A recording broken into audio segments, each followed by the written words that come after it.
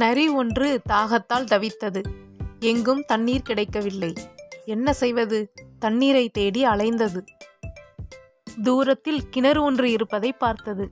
கிணற்றின் அருகே சென்றது. கிணற்றில் கயிற்றின் ஒரு முனையில் வாளி ஒன்று தொங்கிக் கொண்டிருந்தது. அதை கண்ட நரி வாளியில் தாவி ஏறி அமர்ந்தது. உடனே வாளி விற்றென கிணற்றின் உள்ளே சென்றது. நரி வயிறு நிறைய தண்ணீரை குடித்தது. தாகம் தணிந்த பின் மேலே பார்த்தது. எப்படி வெளியேறுவது என்று யோசிக்கத் தொடங்கியது. மேலே இருந்து யாராவது கயிற்றை இழுத்தால் தானே என்னால் போக முடியும். நேரம் ஆக ஆக நரிக்கு அச்சம் தோன்றியது.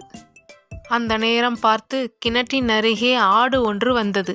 கிணற்றின் உள்ளே எட்டி பார்த்தது. அங்கு நரி இருப்பதை கண்டது. அடடா, நரி ஐயா, உள்ளே என்ன செய்கிறீர்கள் என கேட்டது.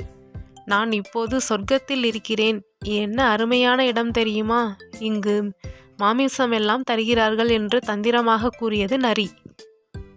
ஆடு சற்றும் யோசிக்காமல் கயிற்றின் மறுமுனையில் கட்டப்பட்டிருந்த வாளிக்குள் குதித்தது. அந்த வாளி சரசரவென கிணற்றின் உள்ளே போயிற்று. அப்போது நரி அமர்ந்திருந்த வாளி மேலே வந்தது. மேலே சென்ற நரி ஆட்டை பார்த்து, நான் இப்பொழுது சொர்க்கத்திற்கும் மேலான இடத்திற்கு வந்துவிட்டேன் என்று நக்கலாக கூறியது.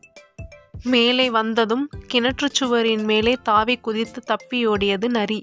பாவம் ஆடு. ஒரு செயலை செய்வதற்கு முன் பலமுறை யோசிக்க வேண்டும் குழந்தைகளே.